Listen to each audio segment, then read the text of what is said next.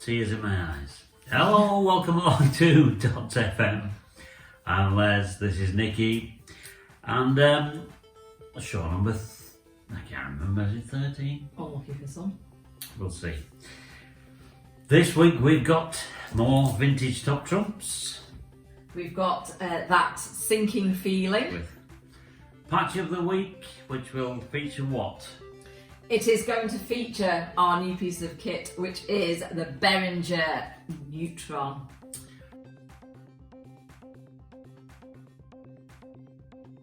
And then we've got some links to some people who know how to actually use these things slightly better than we do.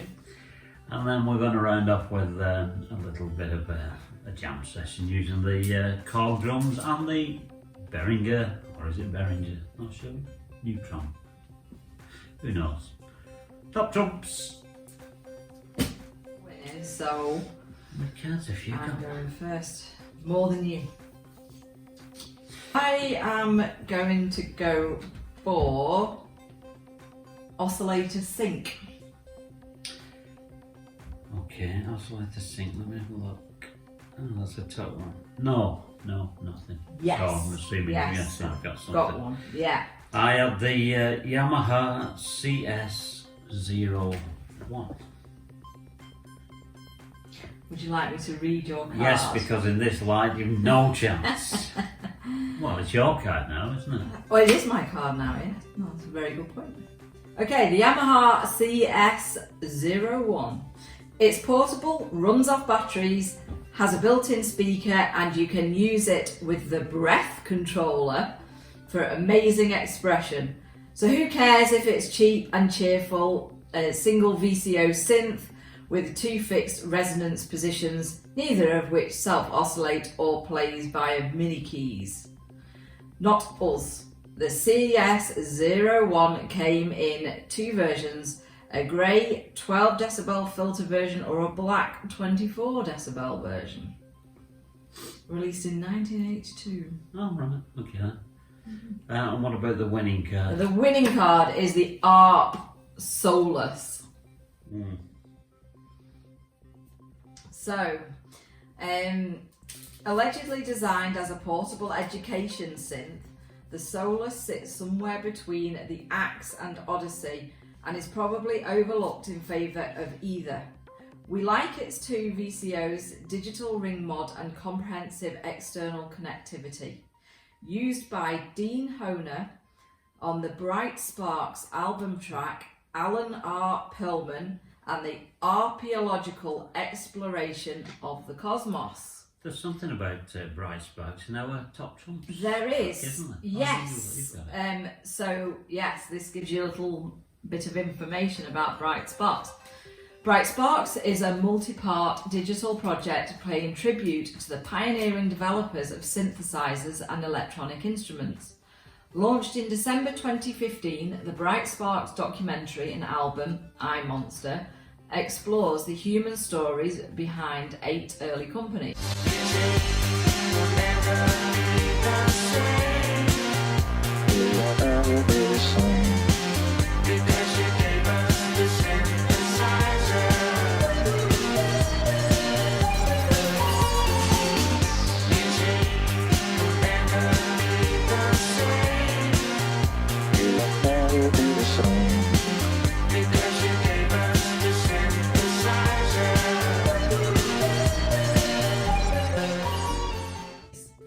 And there is a link here to the documentary, so we'll put that in the description. It's 5 years old and we've only just found it. I know, that's what we'll be watching later. Right. Okay. As you can see on the floor in front of us, we have got the Behringer, I'm not sure. I don't know why I call it Behringer, but I have no idea. Anyway, Neutron. A new bit of kit, and Nikki was very excited to play with the new toy, and it's not even Christmas. So very soon she was throwing the toys out of the pram because she couldn't get any sound out of it. No, this is a really handy tip if you buy one of these, which I would recommend. They're really, really good value for money. It's just amazing. We've had it a week. It's a week old today. But we only plugged it in yesterday. Plugged it in as soon as we got it. Only made a noise out of it yesterday. No, we were very excited, and we went to play it. I hooked it up to my MIDI controller, and I went to play a sound, and this is exactly what happened. And I'm hoping I have tied this up properly, as I quite often don't. But we were playing, and I was like, okay, why is this not making a sound? I could see on here there's a light that comes on to show that it's receiving MIDI. So I was like, it's receiving my MIDI notes, but it's not playing my volume. So I'm on output volume, was all the way up. My speaker was on, well, actually the speaker's not on at the moment. 60%. Speaker was on, and the mixer was on, and still no noise. I probably didn't read the manual enough. It's a semi-modular synth, so it's got all these patch bays on this side, so you can do weird and wonderful things with it.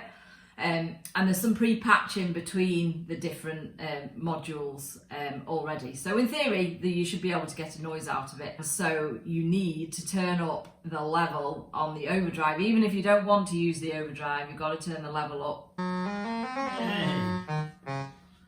So there we go. And then I learnt, which is also very handy when you're just starting out, if you patch from the oscillator, so for example, I'm just going to use oscillator 1 and make sure that oscillator 1 is just selected on my mix. And if you plug that directly into the VCA, it will then bypass the overdrive, and then you effectively hear the pure sound. There's 5 different wave shapes on here, so you can actually then just listen to the different wave shapes. You can. It's got a blending mode. I could talk about this all day, but I'm not going to.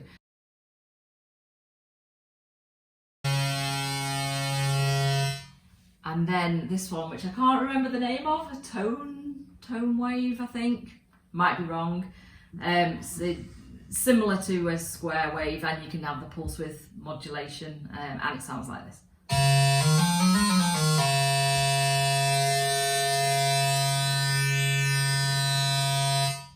So there you go, very, very, very quick stop tour. Is that even the word? Quick stop tour? No. Whistle stop. Whistle stop.